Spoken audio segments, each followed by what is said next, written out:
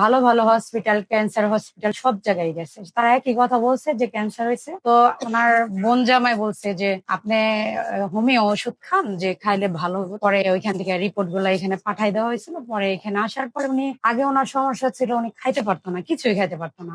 সাগু জাল দিয়া খাইতো, মানে বমি করতে চাইতো, অস্থির হয়ে পড়া থাকতো। আলহামদুলিল্লাহ এখন খাইতে পারে, মাছ ভাত সবই খাইতে পারে। অস্থিরতা কমছে, আগে চিত হয়ে ঘুমাসতে পারতো না, পেটে পানি আসছিল।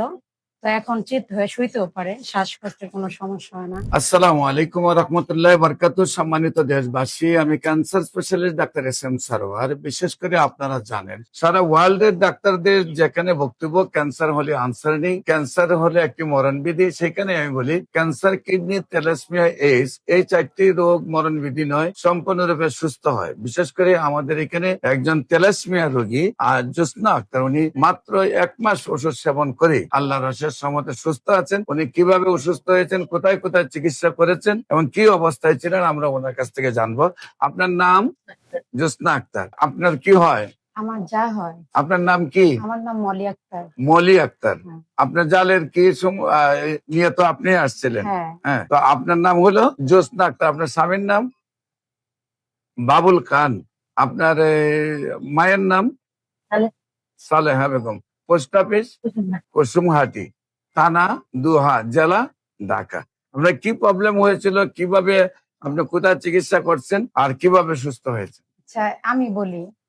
আমার যা প্রথমে আর কি ব্লিডিং এর সমস্যা হয়েছিল। তারপর উনি আমাদের ওইখানে এক হসপিটালে এক ডাক্তার দেখাইছে, বলছে যে আপনার ওভারিতে সিস্ট হয়েছে, অপারেশন করা লাগবে। প্রথম তো আপনার ব্লিডিং হচ্ছে, হ্যাঁ, ব্লিডিং হয়েছে। তারপরে আপনার ডাক্তারের কাছে নিয়ে হ্যাঁ, গেছেন, হ্যাঁ, তারপরে দেখা গেছে যে ওভারে সিস্ট হয়েছে সিস্ট বলছে। হয়েছে। সেই ওভারে সিস্টের জন্য ওইখানে আর কোনো ডাক্তার দেখানো নেই, ডাইরেক্ট ঢাকা এসে পড়া হয়েছে। উত্তরা মানে বিভিন্ন ঢাকা শহরে মনে করেন ভালো ভালো হসপিটাল, ক্যান্সার হসপিটাল সব জায়গায় গেছে। তারা একই কথা বলছে যে ক্যান্সার হয়েছে। আগে আমরা মানে ওনারা কি যে মানে মানে ওনার ট্রিটমেন্ট দেবো, ওনার ডিসাইডই করতে পারতেছিলাম যে কি করবো। পরে বলছে যে ওনাকে কেমোথেরাপি দেওয়ার পরে অপারেশন করব।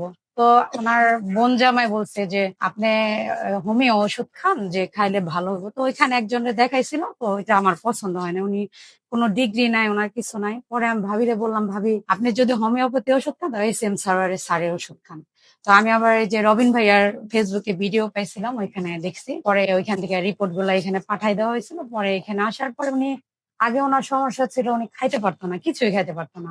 সাগু জাল দিয়া খাইতো, মানে বমি করতে চাইতো, অস্থির হয়ে পড়া থাকতো। আলহামদুলিল্লাহ এখন খাইতে পারে, মাছ ভাত সবই খাইতে পারে। অস্থিরতা কমছে, আগে চিত হয়ে ঘুমাসতে পারতো না, পেটে পানি আসছিল। তো এখন চিত হয়ে শুইতেও পারে, শ্বাসকষ্টের কোনো সমস্যা হয় না। আর এখন একটু দুর্বলতা ছিল বেশি, এখন কমছে। আর এখন আলহামদুলিল্লাহ আগের চেয়ে চেহারাটা একটু ভালো হয়েছে। সম্মানিত দেশবাসী, আপনারা যতটুকু শুনলেন, উনি একেবারে বিছানায় ছিলেন, খাওয়া দাওয়া চলতো না, চিত হয়ে শুইতে পারতেন না। এমন অবস্থা থেকে আল্লাহর শেষ অবধি 1 মাসে উনি আমাদের কাছে খুব স্মার্ট একজন মহিলা হিসেবে উপস্থিত হয়েছেন এবং আল্লাহ সুস্থ করে রেখেছেন। এবং নিয়মিত আমরা ওনাদেরকে চেক আপ রাখবো। আপনারা দোয়া করবেন উনি যেন স্থায়ী ভাবে, সুন্দরভাবে আল্লাহ আজীবন ভালো রাখেন। ক্যান্সার, কিডনি, থ্যালাসেমিয়া এই 4টি রোগের জন্য যে কোনো সময় যে কোনো পরামর্শের জন্য আপনারা স্ক্রিনে দেওয়া নাম্বারে যোগাযোগ করবেন। আমাদের অফিস ভিজিট করার জন্য আমন্ত্রণ জানিয়ে শেষ করছি। সবাইকে ধন্যবাদ। আসসালামু আলাইকুম ওয়া রাহমাতুল্লাহি ওয়া বারাকাতুহু।